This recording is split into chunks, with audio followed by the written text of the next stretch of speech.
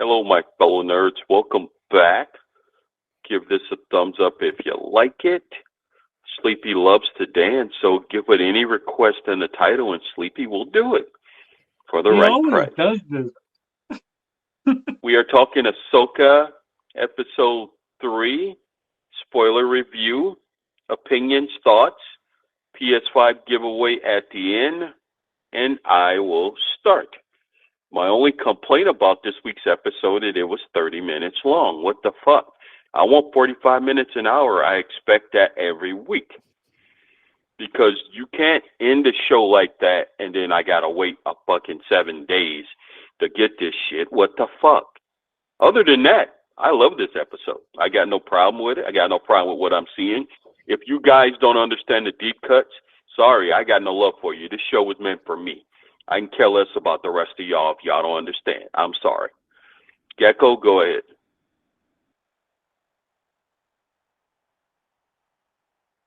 Um, yeah, I'm gonna start with. Damn it, Tony! Did you have to start always with some fucking, like hitting us real quick with the? Oh, I don't got no love for you guys. Damn it, I don't even see you guys, and when I finally see you, I get bullied. Like what the hell? But I had to agree with you, Tony. I think that's the only complaint about this episode, how short it was. Mm-hmm. I felt like I actually watched it twice. The first time I watched it, and I was like, "That's it." I even went through all the end credit, thinking maybe like an end credit scene. No, it was just straight up. But I like what I seen. I like how she's getting her training. I like Matma was there. I liked it Yeah. then. Chancellor now, I know. I right? liked it that. I was amazed at what I'm seeing. Like you said, I'm really enjoying what I'm seeing. I like that, we're getting more, with the lightsaber, which, people were complaining about Andor. To me, it's all the same shit. But I like the whole lightsaber thing. And, I like you said, it was short, but I feel like it finished in the right way. It showed the bad people just a little bit. They weren't the main focus, but they Mm-hmm. left you asking more questions. Like, okay, what's really going on right now? Like where they were at, what their whole goal is. It's more like, I don't know, like it's more shrouded and clouded, and the whole mysterious thing got me where I want more. And like I said, like I had to agree with you. That's the only problem. It was 30 minutes because I think the other 6 minutes was of Yeah. credits, right? So Yep. yeah, it was 30 minutes, and I felt like, I was like, damn it, I'm not watching an anime where it's fillers, and then I get 15 minutes and boom, I want, this is live action. I want more, and it sucks, but at the same time, the show is beautiful. What I'm seeing is beautiful, and to be honest, I just stuck at that, so I have to give it, me personally, a 9. But what do you think, Sleepy? Oh man, this episode. I again, third person, zero complaints besides the timing of the episode. The space battle was fucking great. Mm-hmm. Seeing the size comparison to how big that hyperspace ring actually is insane. Getting to Mm-hmm. see the whales on the actual planet itself shows you, yeah, they're definitely going to get Thrawn, 100%. There's no fucking doubt about it. Um, Going back and then coming back a way before that, watching them train, watching Ahsoka train Sabine, and how like she's not even being ruthless about it. She's just poke, poke, like Yeah, just so subtle, and she's just like you can see Sabine getting angrier and angrier. She's like, "Stop! Don't let it cloud you. And know it's a quick way to power, but balance yourself." And then like they go into the fucking they're in the plane. No, not in the plane. They're in the ship and they're actually shut up, Tony. I see you smiling. And then when they're in the ship, actually in the space battle, the robot in the back, he's like, you guys aren't gonna get out of this alive if you guys don't stop being stubborn. So then Ahsoka actually listens to Sabine. Is like, what do you need me to do to help you in this situation? Which is not something Ahsoka is used to doing. She's used to having to do it on her own since Order 66. She's Right. always had to be the one in control. I mean, she was pretty much leading them in the rebels, if I remember you guys telling me correctly. Yeah, It's she just helped start their rebel cell. But go ahead. it's just overall really nice. The ending, how it's just ominous. Find them, like it's great. I have no complaints. This episode gave you enough for the non hardcore fans to actually still understand what's going on and can connect what you saw in the first two episodes. Hmm. So if the people who were complaining about it don't understand this episode, I'm sorry. I've seen 6 episodes. This is on you at this point. Like, anyone else can take it. You know what I liked it about this? The robot. Yeah, I forgot his name, but he was funny when Ew.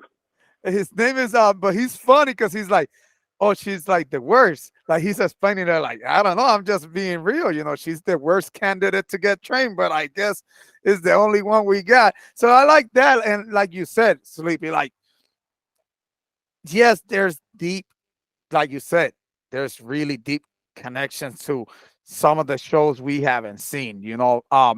But at the same time, he explains himself a lot where where the story's going, and I feel like anybody that's watching this probably could take Rebels and Clone Wars and take them as as flashbacks. I don't know if you understand where I'm going. Like that's how um I feel like people do it, will do it. And I'm to be honest, this show actually gets me excited to watch, Rebels and Clone Wars and get to probably because at the end of the day, certain things clicks. It's like a comic book, Tony. What do you Yeah. think? No, I think what I like about it is that they went so deep, but they give you just enough to make you want to go back and catch up. But I like everything about it. I like the fact that they showed Hera's son because he's half Twi'lek, half of Kanan Jarrus, and he's force sensitive, which means he has Jedi powers, and it's something he wants to do. So I would like to know his future going forward. And I was hoping we got Thrawn this episode, or I want to see Thrawn so bad that I lost focus for a second there. Forget that. The two of them have to battle the other two Orange Jedi, for lack of a better term, to see where that's going. And with the trailer for episode 4 that I saw, it looks like those two fights are going to be going on at the same time in the same Ooh. area with the Inquisitor and the Apprentice. So I like that. I like that the New Republic, you can see all the mistakes they made as to the rise of the First Order because they're stupid. That only Mon Mothma is the one who has actually dealt with Thrawn and the Empire and is like, whoa, we need to do something, but she's got to respect the others, and I can see where they fucked up at. So it got me so frustrated. I was in, like I said, it just ended too quickly, as always with these shows. But go ahead, Sleepy. I did get this from a Easter egg video of Screen Crush, more specifically. If you notice in the beginning, the in the logo sequence, the helmet for the Inquisitor is blue instead of what it was originally was red, and then Sabine's helmet was actually red instead of blue this time. Mm-hmm. So Saw that. she's tapping into the dark, possibly going to tap into the dark side of the Force. And what if this Inquisitor actually was Ezra, and that's why it's blue, and it's hinting towards that, giving you a little Because bit more. while training, you have to be careful when you don't get frustrated that you get angry. And that anger, it's easier to learn the dark side Mm-hmm. because you're more angry. It's easy to get more powerful that way. It's harder to actually, in real life, stay a good person and do it the right way. That's why being a Jedi takes such a long time to do. Whereas being a Sith Lord, It's easy to get there. You only need like 1 or 2 years, and then boom, you're Sith Lord, and you tap it into the dark side. Whereas when you're becoming a Jedi and they're training, the slower you go with your role, the longer it takes, but you can also stay calm. The question is, with these orange Jedi, they're neither. They're more closer to the dark side, but they're basically mercenaries who use their talents and just will go for either side. So it's not like Ahsoka could probably buy the two of them and they would join her, because they're just mercenaries. Because remember, what do they get out of bringing Thrawn back? Which has yet to be revealed. Power. But what power? What does that mean? You know what I mean? Because they just say power, but what power? If Thrawn comes back, he's going to be the one in charge, not them. Or is it a setup? Because Thrawn was not mentioned at all in the sequel trilogy, at all. So we know none of these people were actually mentioned, so we know they somehow all get eliminated. Yep. It's just how and what happens. Any thoughts on that? Even though I know we got 5 episodes to go. He's any thoughts on what happens? Go ahead, Gecko. To be honest, I actually kind of agree with you, Tony. Like, these people did not get mentioned nowhere in the sequel trilogy. So pretty much, and how far away from the sequel trilogy is this? Oh, I'm going to say about 15 years, maybe. Oh no, hell no. We're a long way then. Damn, you both guys bring good points, to be honest, because I actually was thinking the same thing, Sleepy, that the Inquisitor could have been him.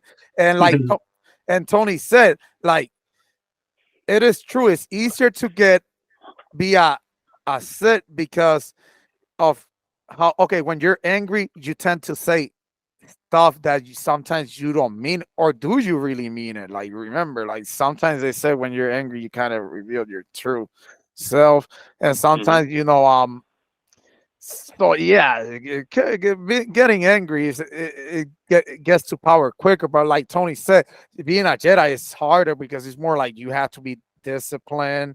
You can't, you have to be pretty much like, like you could pretty much, I'm not trying to get religion in this, but you could pretty much say like Catholic. You know how to become a priest or whatever, you have to like get into it. You can't get married. You can't do that, and that's pretty much what the Jedi's are.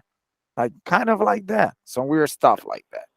And remember, the Jedi failed at that by not having relationships. You cut off all that. Remember, Obi-Wan was basically taken away at 4. And it was revealed in his episode that he thinks he had a brother. And he slightly remembered his name, but he was gone for so long, 30, 40 years, that at that point he had already forgotten his brother's name. He wasn't sure. So you never found out what happened to his brother, never found out what happened to his parents. Basically, he never went back home. And they realized that failed. Whereas in the Sith, you went so quick for power that they couldn't trust each other, and the army went down to just a rule of 2. Mm-hmm. And then once they succeeded, Vader eventually killed off all the Inquisitors except for the one we see in this show. So it's like having force powers basically sucks. Yeah, it does. For lack of a better term, it doesn't. You don't really gain anything by actually having it.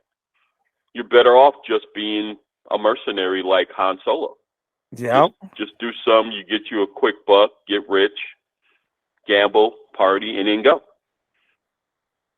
So I want to see where they go with that. And another rumor I saw, are these guys that Balin is in charge of, the crew that he sent after Ahsoka, are those the beginnings of the Knights of Ren?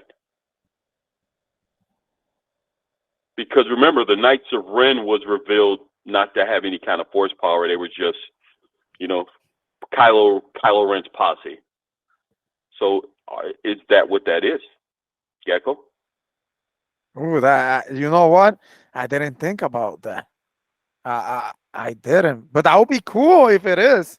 Hmm. That would be very cool because it is true, right? The Knights of Ren didn't have no force power; they were just There. yeah.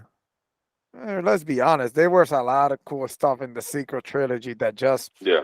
they just threw under the rug. We're Yeah, the ones and that these shows are going to try to make it make sense. Right. Sleepy, does Hera's son die at Luke's academy? Because remember, Kylo Ren left. Well, Ben Solo Ooh. left, came back and wiped him out with the Knights of Ren. Is Jason Sedula one of those that gets killed there? Another question. Oh, that's a tough one. That is a tough one because, I Yeah, don't because know. remember, Guess we'll have to that's all see. the questions. We know the ghost spaceship is around in Episode 9. We just don't know who's piloting his plane, or ship. yeah. I mean, we don't know, who's driving it, flying it. So so I'm just wondering, is that still Hera? It's or is it Jason? No, it's the pilot. And It's a this is your pilot. co Oh, okay. captain speaking. Welcome to our airliner. Yeah, yeah. So let's wrap this up. Since quick episode, we won't go too long. Sleepy, what do you give it? 10. Gecko? I give it a 9 because it was short. In reality, it's a 10. But I'm gonna be honest. I'm gonna be fair. That 30-minute bullshit, I'm gonna have to give it a 9. Same here. I give it a 9 only because it was 30 minutes long. Because I know what's coming and they're making me wait a whole damn week for that. Hell yeah. As I told Sleepy at work, that was my really only complaint. It was perfect setup. And then it got to that, damn, it's only 30 minutes. That's it. And I was telling Sleepy, I knew because I paused it right at the beginning to see how long it was. And I'm like, you motherfuckers. Y'all gonna get me good. And they actually got me good. All right. So if you like it, what you see here, give it a thumbs up. At 2,000 subscribers, whoever leaves a comment on it will get a PS5 video. And please, any requests for Sleepy to dance, sing, shake his moneymaker, just leave it in the comments, and he will do it. PS5 video. Deuces, nerds. Wait a minute.